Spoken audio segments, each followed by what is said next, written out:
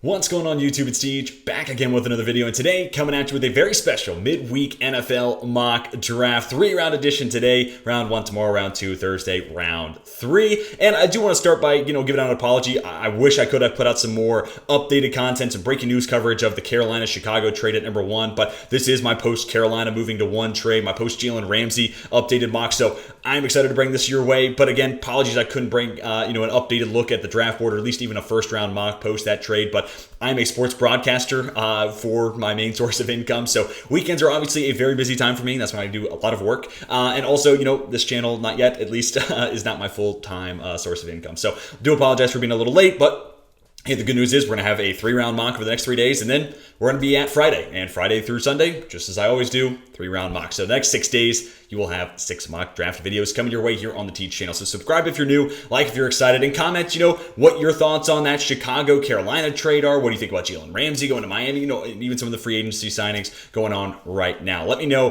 what you think about all these breaking news, but also be sure to come back to the channel this upcoming weekend, because obviously free agent news is being broken probably as I'm speaking right now. So some of the picks that I make here today might become something that we change drastically this weekend. So really exciting time, and hey, it's mock draft season, so consume all the mock drafts that you possibly can, right? So let's go ahead and kick things off. Carolina at 1. I'll start by talking about this trade. I like it for both sides. I'd probably grade it, an A for Chicago, and then maybe an A- for Carolina. I think Chicago slightly won out. I really like the addition of DJ Moore in that trade. If I'm the Bears, helps you win right now and get an idea of what Justin Fields is, right? Like if they draft a wide receiver, you could have the excuse of that's a rookie, and Mooney and Claypool, they're all young.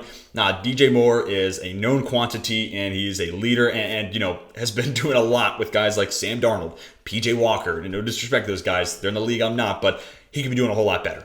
So now I'm really excited to see what he looks like with Justin Fields, and then we'll get a true barometer on where Justin Fields is at. So I like it a ton, and then the Bears still get a ton of draft capital, and they still pick in the top 10. And in this mock, they're going to get to take the first of a certain position group, so definitely stick around for that. And then for Carolina, as much as I wish a rookie quarterback could have had DJ Moore at their disposal, I understand. If that's part of the negotiating process, then so be it. Get the quarterback right.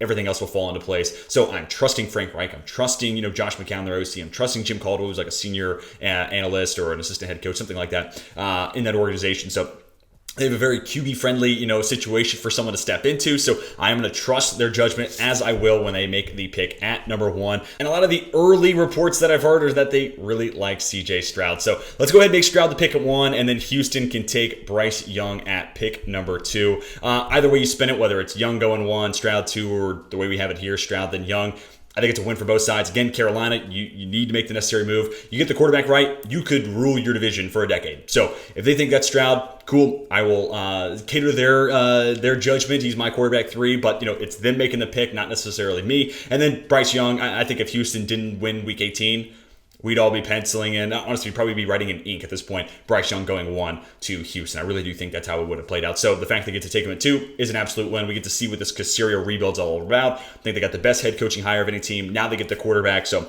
these two teams that desperately are looking to head in the right direction, I think they head out and start out this draft on a very strong note, getting that quarterback out of the future. And then we get to Arizona. Thought about the trade back here, but I'm going to decide to give them the blue chipper difference maker they need on defense right now, and Will Anderson Jr. Trade is certainly entertaining here, especially depending on what the Raiders quarterback board might look like, or if Atlanta wants to be players in the QB market, whatever ends up happening, depending on the board, maybe some team really likes Anthony Richardson, doesn't want the Colts to have him, or Will Levis, they don't want the Colts to, something like that.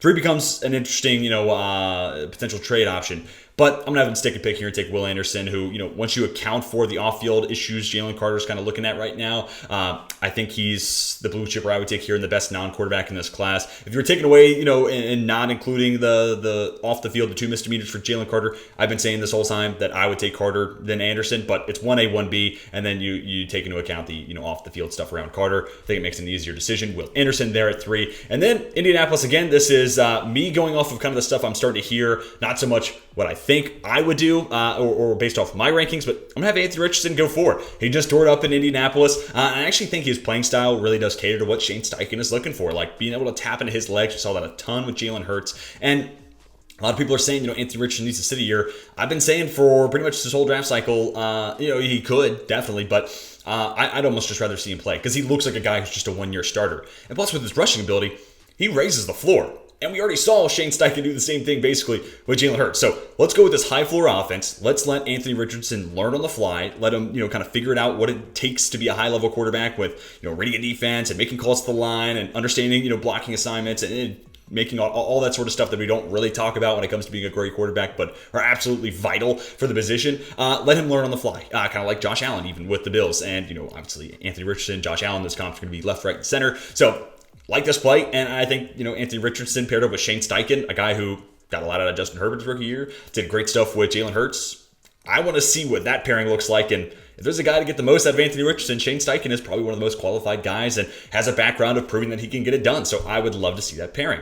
Next up, we get Seattle at pick number 5. I'm going to make this Tyree Wilson. Last week we did Jalen Carter. This week I'm going to opt to play it the Tyree Wilson route. He's just the edge that this team does not have right now. 6'6", more than 280 pounds, 86-inch wingspan is freaky. And then you pair him up with Boye Mafe, Uchenna Nwosu. I think you have a really solid, trio essentially getting it done there on the edge. Because I think Wilson can kick inside and be, an interior rush when you get into pass situations. But again, body type that Seattle doesn't have. And I also think he brings a ton right away as a run defender, which this team, especially second half of last year, right before they kind of got back on track to make the playoffs, this team's run defense was putrid. So I think making an investment here in Wilson helps you with your run defense right away. But then also, there's a lot to tap into with a freaky frame and seeing what his pass rush potential takes him. And, if it works out, then that's a big hit there for Seattle. But we're not done with the defensive line just yet. Okay, let's move on to pick number 6. This is where I'm going to have Jalen Carter come off the board. I said this last week. Seattle and Detroit, to me, have the hardest decision when it comes to Jalen Carter. Because Seattle made the playoffs, Detroit just missed. So, and they're two teams that are looking for a Jalen Carter type of dude in their defense. So staring the best potential non-quarterback in this class, a position that they need, and he's fallen to their laps at 5 and 6. 3 months ago, we'd be like, oh, they're sprinting the card in. He's not getting past Seattle. He's not getting past Detroit. And I also think they're both really good culture spots. Like, I really admire Pete Carroll, won a Super Bowl, right? Like, one of the best in the biz, and players love him. Dan Campbell, you hear how guys talk about him, and it's like, how would you not love coming to work every day if Dan Campbell's your boss, right? So I could see where him landing in a culture and, a place like that smooths things over a little bit, but still a lot to be figured out when it comes to Jalen Carter's situation. The fit is clear there in Detroit. Pair him up with Liam McNeil, and then have him on the inside with Aiden Hutchinson, James Houston, and crew on the outside. That defensive line gets really scary if they were to land a Carter and if everything were to work out right for Detroit. All right. Pick number 7. This is where I'm going to have Will Levis come off the board. Does sound like Jimmy Garoppolo is on his way to Las Vegas. $34 million guaranteed, though. It's, and basically, average salary per year, or a little more than $22 million a year, which solid money for Jimmy G. Not a cap-breaking deal for the Raiders. Don't hate it. $34 million guaranteed basically says Jimmy G's going to be a starter for a year, and then they could rework the contract, eventually have it be a pretty well-paid backup, kind of like the same thing that happened with San Francisco this year. Or, you just pay him that contract, and after 2 years, he's owed nothing. So I don't think Levis is out of play here, because as much as we're talking about, maybe a lot of people are saying it's Richardson needs to sit for a year, maybe Will Levis does too. I think his 2021 film is a lot better than his 2022. I think a change in OC might have stymied maybe his growth, and then also the situation around him. The O-line got worse, the wide receiver play got worse. So, I think a lot of things kind of deteriorated around Will Levis after an exciting 2021 under, last season's Rams OC, Liam Cohen. So I'm still optimistic about the future, but maybe, if you can get him a situation where he's sitting behind Jimmy Garoppolo, maybe that is the best thing for him. Pair him up with Josh McDaniels. I think that's a relationship that could really, really work out. So, Jimmy Garoppolo, I don't think, takes the Raiders out of the quarterback market. If anything, if Anthony Richardson gets here, and if you are someone who thinks that AR needs to sit for a year, it makes even more sense if you think that, McDaniels can change his offense enough to cater to everything Anthony Richardson can do. I like Levis here. I think he kind of fits with what McDaniels typically wants, and I don't think just because Jimmy Garoppolo is there, it takes, them out of the quarterback market entirely this year. Next up, the Atlanta Falcons at pick number 8. Let's go Christian Gonzalez here. CB1, and you were to pair him up with AJ Terrell.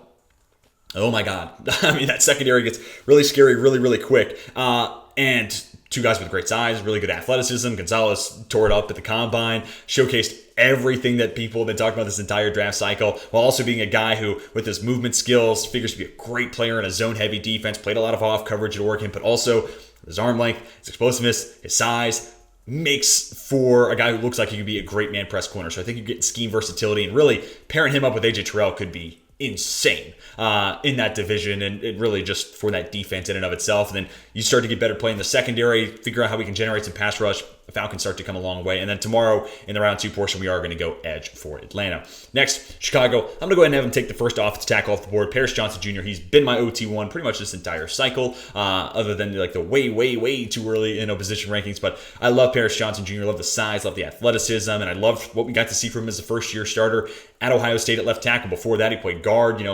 The Buckeyes are saying, hey, we've got to get this guy on the field. He's one of our 5 best offensive linemen. Shoehorn him in at right guard. That speaks volumes about how good this guy is. And all the tackles, I think, looked really, really good at the Combine. So stock continues to rise. think he can certainly go in the top 10. And, whether he's flipping over to right tackle, kind of like what the Lions did with Penei Sewell, Paris Johnson Jr., that background playing right guard, maybe that could work. Or it's Braxton Jones maybe flipping over. However it plays out, offensive line's a need for the Bears. And I even thought about a different trade back here, and maybe I will do it in a future video to try to land JSN too. But I'm comfortable rolling with DJ Moore, Chase Claypool, and Darnell Mooney for the time being. But if you get one more guy in there, that could be insane. But let's take a pick and let's go Paris Johnson Jr. here at 9. And now we're gonna have our first trade of the day. We are gonna have trades throughout the next couple of videos. So I'm gonna have the Philadelphia Eagles trade with their Pennsylvania roommates, if you will, the Pittsburgh Steelers. And the Steelers actually just signed Chase Claypool. I'll expand upon that in tomorrow's video when we do go corner. That's not a fix to what's going on. And plus, they lost Cam Sutton. So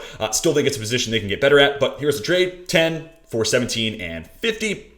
Eagles, Howie Roseman. This guy loves trading back. That's his way of business. And for Pittsburgh at 10, then you get to take Broderick Jones. I think this could be an upgrade over Dan Moore, where, I wish they could get, Paris Johnson Jr., and I feel pretty confident right away it's an upgrade. Broderick Jones is a little raw as a pass protector, but nevertheless has an NFL body, has NFL play strength, and while he's a work in progress, if it all works out, that guy could be an absolute stalwart and kind of the cornerstone of the Steelers' offensive line for 10 years or wherever he ends up going. So there's a lot to be excited about when it comes to Paris Johnson Jr. I'm a little lower on him. He's my OT4 just because he is raw as a pass protector, but that just means there's a lot of potential to tap into. And for Pittsburgh, let's go ahead and move Dan Moore over to right tackle, see if he and Chukwuma Okorafor can make one another better in a camp battle there at right tackle. And I feel like Pittsburgh, if they get left tackle right, the rest of that offensive line is going to start to get a lot better. Kind of like the Bucs when they got Tristan Wirfs last year. Not a lot changed other than the addition of Wirfs, but all of a sudden that entire line played a whole lot better. So I think this could be the missing piece there for Pittsburgh. And if it costs you 50, it might be a price worth living with. Then we get to Tennessee at 11. We're going to go ahead and gap off this little mini offensive tackle run, 3 in a row. Peter Skoronski, whether he plays tackle or guard, it's an upgrade there. Left tackle, left guard, I think both are in play for Tennessee. Depends on how they feel about the 32.25-inch arms. Offensive line's got to be something they get better at. We're going to continue to go O-line. We're going to address it again in the 3rd round. So I am figuring on Skoronski playing left tackle. Yes, I know short arms, but at the same time, I feel like Mike Vrabel is going to look at this guy and be like, I don't care what means it took for you to get that result. The ends justify the means. The guy's a freak, and he's one of the best pass protectors in college football last year. Perfect, continuation from the Rashawn Slater era at left tackle at Northwestern. I mean, just seamless. And that speaks volumes because Rashawn Slater is already one of the best tackles in the NFL. So if Skoronski can be 80% of Rashawn Slater, that's a big-time upgrade over Dennis Daly. So Titans fans should be excited about this one. Next up, Houston at pick number 12. Let's go Lucas Van Ness. I think a guy that could certainly find his way into the top 10, and if not, I don't think he stays on the board much longer. Inside-out versatility, good frame, 275 pounds. I'm actually kind of excited. Weighed in a little bit less than what Iowa had him listed at. Makes me feel that much more comfortable on him shifting out a little bit closer to the edge. But I do think this is a guy you can move across the defensive line. And, obviously different regimes, both in the front office and the coaching staff. But Jadeveon Clowney was the best during his Houston days when he was moving all over the line. And I hope Houston can do the same thing here with Van Ness. I think he gives you that flexibility, but also great speed to power profile and a little bit of bend in there as well. So big fan of Van Ness, one of the younger edge rushers in this class, and feels like a really nice piece to add to that Houston defensive line. Next, the Jets. This is going to be another trade because none of the top 3 tackles are here. And I love Anton Harrison. 13 probably feels a little rich for where he's at, if you were to look at a consensus board right now. So instead, we're going to have a rather blockbuster-ish trade, and I am doing a little bit of projecting here. We're going to have the Jets trade with the Los Angeles Chargers. It's going to be 13 for 22 and 55. And this is just me assuming that Keenan Allen contract is an absolute doozy. I just can't see a world where they make it work, and he's still back in town. So I'm going to go Jackson Smith-Njigba as soon as the mock draft simulator lets me. But Jackson Smith-Njigba, I think, could be an absolute seamless continuation of what Keenan Allen brought, a guy who can be a volume player out of the slot, and that 6'5", 3 cone. I mean, just showcases the short area burst and explosiveness that Jackson Smith-Njigba has. And I'm noted, I'm not a huge Jackson Smith-Njigba guy. Right now, he's my wide receiver 4. But I got him as the first wide receiver off the board in each of my last 2 mock drafts. And honestly, if I were to put a bet on it, That would be my bet. I bet Jackson Smith-Njigba would be the first wide receiver off the board. Maybe Quentin Johnson just because potential. And he's my wide receiver 1, so I would love to see that. But I think JSN, if the Chargers lose out on Keenan Allen, this could be a certain, big push to win right now and allows you to keep that great ecosystem around Justin Herbert, which has to be your priority. 4th year of his rookie contract. It's the last year you get him cheap, so make the most of it. Yes, you have to go up your second rounder. Yes, this roster could still use that type of player, trying to plug up like a love a D tackle there or another edge rusher, maybe even a 3-tech. Love all that. Would love another corner. But I think if you're going to lose Keenan Allen, if you can get Jackson Smith-Njigba, it makes a ton of sense. And hey, we just saw a team last year move up all the way to 11 for an Ohio State wide receiver. So history repeating itself a little bit here in this mock. And then New England Patriots, this is where I'm going to have Quentin Johnston come off the board. Again, my wide receiver 1, freaky athlete, can go up and win in the air with the best of them. 6'4", 208 pounds, runs in the 4.4s, but also slippery after the catch. So whatever Bill O'Brien's asking Quentin Johnston to do, I think he can do it. And really, I love Quentin Johnston as the Patriots' first-round pick because it's just signaling that we are taking Mac Jones seriously. We lost a year with Matt Patricia as the OC, so we're going to go ahead and bring in one of our guys, Bill O'Brien. He's familiar with the offense, and he knows how Bill Belichick wants to do defense, but also has had a ton of success when it comes to just focusing on the X's and O's, especially as an OC, and obviously, at Alabama, had a ton of success there. And then you get a guy who has the potential to be a clear-cut wide receiver 1 and could be a big play element, both deep down the field, but also someone who makes the game easy, get the ball out quick, like Quentin Johnston, just be, a slippery guy with the ball in his hands.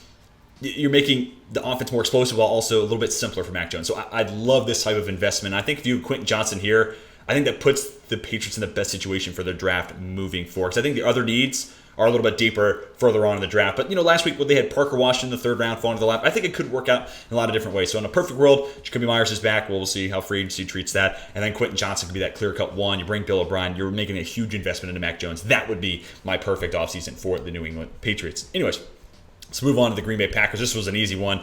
Nolan Smith. If this were to come true, it'd be 4 consecutive first-round picks used on Georgia Bulldogs by Green Bay. So if you're wondering if they have a type, if this pick comes down, yeah, they got a type. They like the Bulldogs. And, cherry picking off of the best defense of all time, the 2021 Georgia defense, and then one of the best defenses of all time, the 2022 Georgia defense. Sounds like a good plan to me. So, and then getting Nolan Smith, this guy who's a team captain, really high character guy. When, Devonta Wyatt, Quay Walker, you had some of those, the pushing of the medical trainer, little things like that. Getting a guy like Nolan Smith maybe kind of straightens all that out. But really, I'm focused on a more team building perspective because I'm not in the locker room. I can't really speak to all that. Preston Smith, to me, is just not worth the money they gave him. He's too up and down. So I love the idea of Nolan Smith being that Preston Smith replacement. 4'3", 940, freaky athlete, already a high-level run defender despite only being like 235 pounds. So I think there's a lot to work with. And considering the work Green Bay did developing Rashawn Gary as a pass rusher, I think they can work that same magic on Nolan Smith. And then he becomes a really scary player if he starts to figure it out as a pass rusher.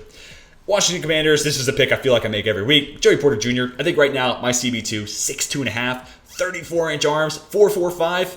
That's checking a lot of boxes for me. And I think with that fluidity in that 4.45 speed, I think he's good enough to play in a lot of zone-heavy schemes, but also has the arm length and the size to be a man-press guy. So whether it's cover 2 or it's press man, I think he fits it. So all I'd say, scheme versatile guy, moldable piece of clay, and a guy who's gotten better and better year over year at Penn State. That's the type of player I want to invest in. One of the younger corners in this year's class as well. So for Washington, desperately looking for a shutdown guy, I think Joey Porter Jr. would be a fantastic fit for that Jack Del Rio defense. And then we get Philadelphia here at 17. Devon Witherspoon falls in the lap. Yeah, a little bit small, and I'm not crazy about the weight, but has the best tape right here, right now, especially as a man press corner. Obviously, a change in the defensive coordinator spot, so we'll see how much the defense and its scheme itself changes for Philadelphia. But nevertheless, you might lose Darius Slay. He's talking to other suitors about a potential trade. James Bradbury's a free agent. We'll see again how free agency and the rest of the offseason plays out. Maybe corner's not a need. Maybe at least not in a round 1 need. But if they lose one or both those guys, I have a hard time thinking they're going to leave the first round without landing a cornerback. So we'd love to have them land Devon Witherspoon at 17, a guy who could certainly go top 10. And they get also another top 50 pick on top of it. It feels like a big-time win there for Philadelphia. Next up, Detroit at pick number 18. I'm going to go Deonte Banks, another big-time winner out of the combine, and really looks like a guy who, if I'm a DC and I want to run man coverage heavily, Deonte Banks was a guy I'm like, oh man, 6'2", 200 pounds, 4.35 speed. And you even see it on his tape where he has got the makings of being a very, very good man coverage corner. That's exactly what Aaron Glenn wants to do. So you get Jalen Carter falling in your lap at 6, and then you get Deonte Banks. Yes, they signed Cam Sutton, but he comes with inside-out versatility. I think, it makes sense for him to be that nickel corner And then Deontay Banks can pair up with Jeff Okudah on the outside. And honestly, there's no guarantee Jeff Okudah worked out. As much as I loved him and I thought he was worth being a top 3 pick, if he doesn't work out, then you could be talking about it's Cam Sutton and Deontay Banks. So this is a move that I think works with Jeff Okudah on the roster, but also makes sense depending on if Okudah works out or not. So love this pick here. And, had him go 19 yesterday, or last week, to Tampa Bay. And I think this is kind of becoming his range. Late teens into the 20s, Deontay Banks is going to be coming off the board after a great combine, great size. You see the man press ability. Big time riser. Then we get to Tampa Bay at pick 19. This is actually going to be yet another trade. I think Tampa Bay makes a lot of sense. At this point, it feels like they're leaning towards blowing it up versus, staying pat and run it back. So I just gave away who we're going to trade with, but it's going to be the Jacksonville Jaguars. And this is then a move to get Brian Branch. I just love Branch's fit on that Jags defense. So it's going to be 19 for 25 plus 89. Makes about perfect sense when it comes to the trade chart. Also here in this mockdraftdatabase.com trade simulator. And like I said, the Jags are going to take Brian Branch. Keep Darius Williams on the outside. For whatever reason, he's small, but he plays so much better on the outside. And get this guy who's both this hybrid safety and nickel corner. He's great in coverage. He's a fantastic tackler. Only like 4 missed tackles during his time at Alabama. A guy you can blitz with as well. So love how many different ways he could affect that defense and bring some positive change. But also, even if they find someone else that they want to stick out at corner, could be a Rayshon Jenkins, replacement in 2 years' time. So no matter what it is long term, I think Brian Branch is going to be a big part of that Jags defense. And him falling away to 19, I had him go 8 last week in my last mock draft. So some great value here, even if it does cause the Jags, their 3rd rounder, to move up. Okay, next up, Seattle. I'm going to give them Brian Brzee. I even said last weekend, I wish Brzee could have gone higher. I had him go 29 to the Saints because he had a good combine. And I think 20s is when we start to have that conversation. Yeah, he's a little raw as a pass rusher, but 6'5", 300 plus pounds, and coming off a really good showing at Indy, showcasing that athleticism. I think the 20s is when you start to figure on where Brian Brzee is going to go. And if you're Seattle, you add this super long, lanky body on the edge that you just don't have, and then a Brian Brzee where you just cut Shelby Harris. Al Woods is like 33, 34 years old. You're looking for, an upgrade and a long-term fixture there in the middle of your defensive line. So adding a Tyree Wilson who helps you as a run defense team right now. Brian Brzee, work in progress as a pass rusher, but I think can pay dividends and be an impact player right away as a run stopper. We're addressing some of those needs that Seattle's right here, right now, while also kind of loading up on these guys that in 2 years' time might be the best pass rusher that Seattle has. Who knows? It's in their potential. It's certainly in the range of outcomes. So I love this potential, this high floor-ish, but also high upside draft here in the first round here for Seattle. But if you're a Seahawks fan, of course, let me know what you think down below. Okay, now we get back to the Jets here at 22. This one, I'm going to have Anton Harrison come off the board. This is shades of Christian Darrisaw to the Vikings 2 years ago, and actually they traded with the Jets when they took Elijah Vera Tucker. But I think they have a tackle, and they're I would love the pick, but I would love it to see Anton Harrison go to the Jets. But at 13, let's trade back to 22, get an extra pick, and then still get him. And I'm figuring on, maybe him and Mekhi Becton, Harrison maybe at left tackle, Becton there at right tackle. Still a lot to figure out when it comes to Dwayne Brown, George Fant, and Becton himself. But he does look like he's really lost some weight and gotten into some great shape, which is great to see after the injury. That rehab process is always tough to navigate through. So if he's back healthy and can stay that way, stay healthy, then him and Harrison, I think, become a really awesome duo. Harrison, 3-year starter, as I think polished as it gets as a pass protector in this year's class. So love that type of addition. If the Jets can move back and still land a Harrison at the top tier off the board, I think that's the way you play this draft to Joe Douglas, which, hey, that guy's smarter than me, so I defer to his wisdom. Then we get the Ravens here at pick 23. Let's go ahead and make this wide receiver Zay Flowers. Love this. I've made this pick a ton of times. Guy who can help out that passing game underneath, but also that over-the-top speed. This is, figuring on Lamar Jackson being in Baltimore here might be an assumption that I would come to regret. But that being said, Zay Flowers, if Lamar Jackson's there, that's going to be a run-heavy offense. The defenses are going to come creep into the line. Zay Flowers has that over-the-top speed like Hollywood Brown. And once they traded away Hollywood, they lost that kind of that trump card. Hey, defenses are creeping down towards the line, but we can beat you over the top. I think getting Zay Flowers in that offense gives you that back while also giving you a really twitchy guy who moves really well with the ball in his hands and is slippery to bring down. So love it in a lot of different ways. I think it brings a lot of different dynamism to that offense. Next, the Minnesota Vikings. They love these twitched-up athletes at edge, but now we're going to finally have them take one in the first round. Myles Murphy, like Brian Brzee, work in progress when it comes to being a pass rusher, but I do think brings good, run defense, pretty much right away. Zadarius Smith requesting to be released, and the Vikings saying no. We'll see how that plays out. Daniel Hunter, always got to wait and see how his offseason treats him. where he wants to go and how his contract's, treating him. But nevertheless, let's say one of those two guys are gone, maybe even both. Miles Murphy, I think, makes a ton of sense. I think the Vikings could use this type of guy, whether they're there or not. Corner certainly in play, and I love going linebacker here. Defense. Most of the time, going to be my focus for Minnesota. Maybe Jordan Addison. Addison I could see, and I wouldn't hate it. But, maybe they tap into the veteran market. Maybe an Allen Robinson or something like that could be in the cards for Minnesota. Here, let's focus on the defense. Let's get younger. Let's get faster. Let's get more athletic. Let's go Miles Murphy. Then we get Tampa Bay at pick 25. Now I'm going to have them take Cam Smith. So last week, they got Deontay Banks. Here, you trade down and still get a first-round caliber corner. Had a good showing at the Combine. Maybe not as flashy as a Christian Gonzalez or anything like that, or Julius Brents, who we'll talk about in tomorrow's video.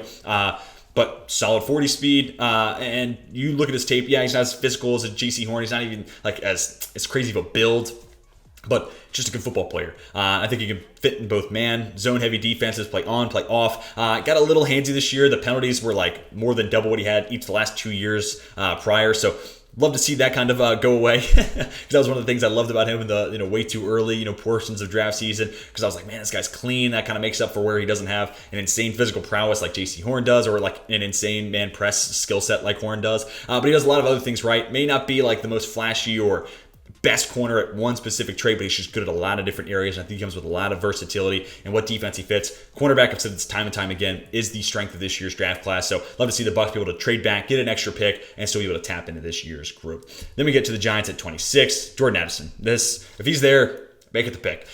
Did Michael Mayer last week, like that too. But Addison gives you that guy who can be that clear-cut one. He can be an over-the-top guy. He gets open deep down the field. And I know the 4.49 40 kind of deterred people, and that's why he's fallen down this board a little bit.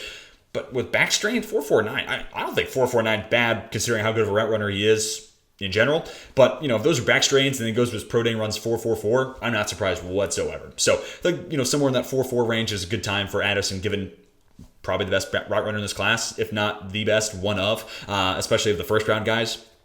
And also an expansive route tree, has handled a considerable amount of volume both at Pitt as well as USC. Not going to do much in the way of being like a yak guy, but intermediate threat immediately, and also that deep route running ability and good speed to go with it. So like what he could do working 10 plus yards deep down the field. Almost kind of feels Calvin Ridley-esque, or dare I say it with Brian Dable, Stephon Diggs-esque. I'm not saying he's going to be Diggs or that he's going to be Calvin Ridley, but kind of feels like that type of player getting added into the Giants wide receiver room. So then we get to Dallas at pick 27. I'm going to go Trenton Simpson. It's been a little bit since I gone off-ball linebacker in the first round.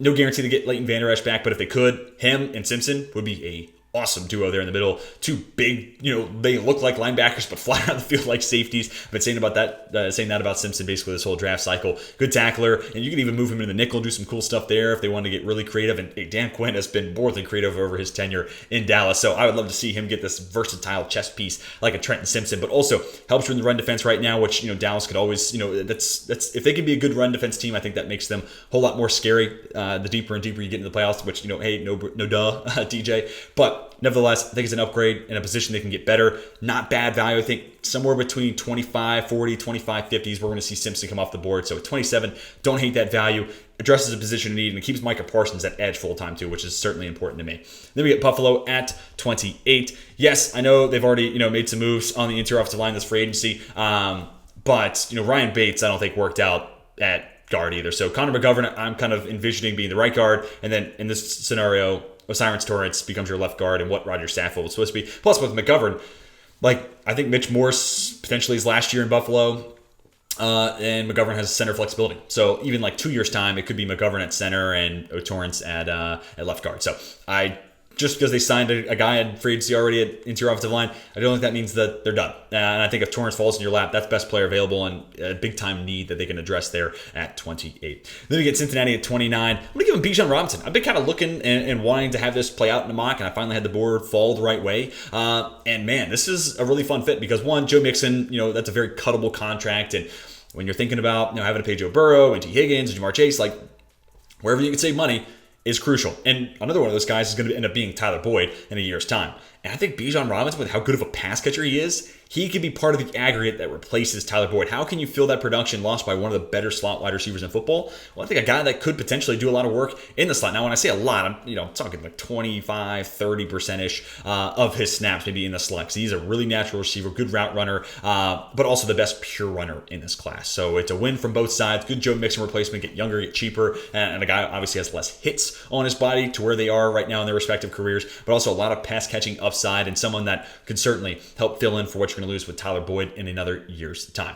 Next, the New Orleans Saints. I'm going to go back to Michael Mayer. I did this, I think, 2 weeks ago, maybe 3. But when was the last really great Saints tight end we saw? Mayer's always a tough player to mock because good football player, but not a great athlete. 4.7 at the same time TJ Hawkinson ran. He went in the top 8, so that's all I'll say. If he falls all the way to 30, this should be a big-time win for New Orleans. We're going to get another pass catcher, actually, later on in this 3-round mock. So not done yet. We're going to try to put a lot of weapons around Derek Carr, and we saw him enjoy a lot of success with Darren Waller. Michael Mayer is nowhere near the athlete that Darren Waller is, but tight end seems to be something that's important to him, and I can see it being something that is a big-time priority for the Saints to get back as a big focal point of that offense, especially if they lose Michael Thomas, which that's going to be another contingent for pass catcher we take later on in this mock. But if they lose Michael Thomas, having a possession guy like Michael Mayer helps fill in, and again, trying to find an aggregate replacement for Michael Thomas, who, when healthy, is still a really, really good player. Then we get the Philadelphia Eagles, 2 picks to go. We're going to have them take Kalijah Kancey. Kancey plus Jordan Davis is like a dream pairing there on the inside. Javon Hargrave's going to San Francisco. Wow. What a way to replace Samson Ebukam and Charles Menahu, right?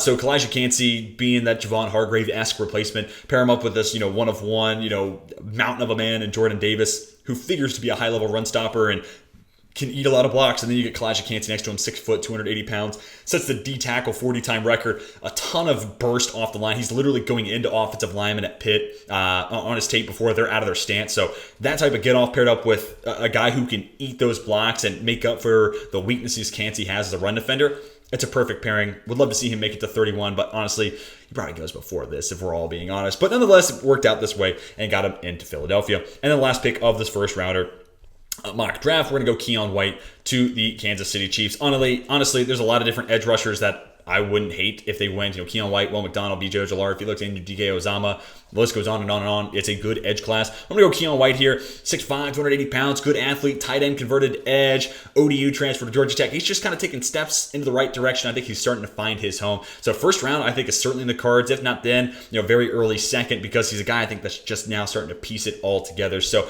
love to see him paired up with a guy like George Karlaftis. I think their skill sets are different enough to give you a really nice balance there across the defensive line. And plus, the Chiefs are a good football team. They're going to be winning a lot of games. So getting another pass rusher, I think, goes a long way to make sure that they continue to win a lot of games. And it makes life hell for whoever they're playing, because it's hard to make a comeback against a good pass rush, obviously. And the Chiefs are going to pour points on the board. But everyone, that's going to do it for my updated first round mock draft in this 3-round mock draft coming over the next 3 days. Let me know what you thought about round number 1. Who's your favorite team? Be sure to comment that down below in the comment section and tell me, what do you think about the pick? Do you like it? Do you love it? Do you hate it? Are you somewhere there in between?